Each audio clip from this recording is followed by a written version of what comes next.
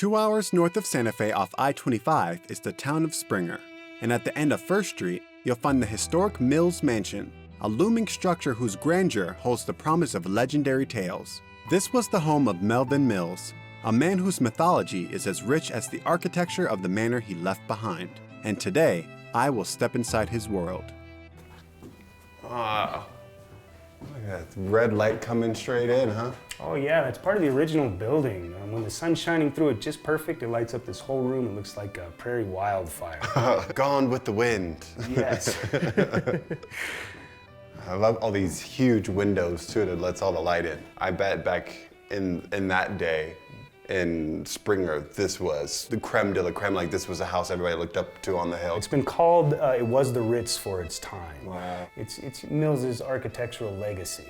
But if there's one thing, Mills was always gonna do is he would do something extravagantly. Mm-hmm. Half measures weren't his thing, So who was Mills and what role did he play in Springer history? He's Canadian originally. Yeah, he was born in Sparta, Ontario. Okay. His family, he was still while he was in his boyhood, they moved down to Michigan, where he ended up going to college. Right. Graduated with a law degree, and moved down to New Mexico. Yeah, where he became, a DA, a state legislator.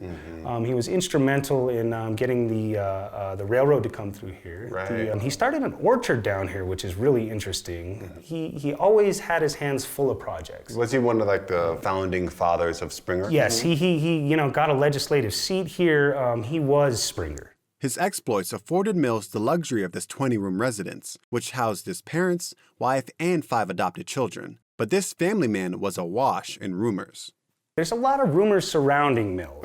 Okay. So at one point, Mills is accused of killing a reverend. Wow. Okay, now this is funny because Mills is raised a Quaker and practices nonviolence. Right. So actually a mob was forming to kill Mills. Wow. Yes, and the cavalry came at the last possible second and saved him, spirited him away. Wow. Okay, so from there you get this rumor that he had underground tunnels.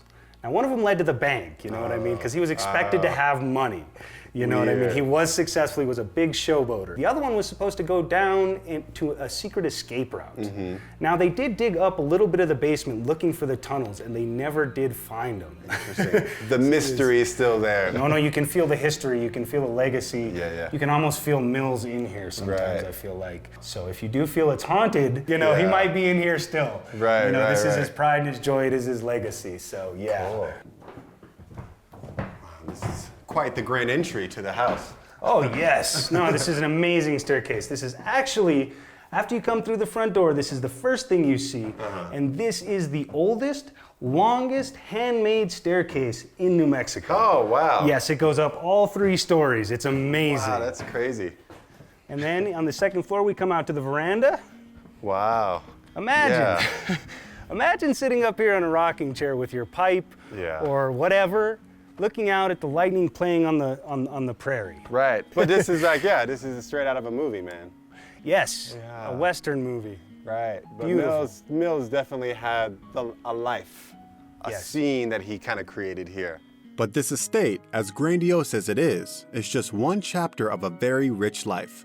To delve further into the history of the man named Mills, I head south to the canyon where his beloved Mills Orchard Ranch once stood, where acres of fruit trees and vegetables thrived prior to the devastating flood of 1904. Tucked along the red cliff faces are remains of the main house, bunkhouse, smithy, and corral, ruins whose walls once held the dreams and aspirations of Mills, dreams swept away by the waters of the Canadian River. If you come all the way out here, bring a tent and take advantage of the magnificent campground.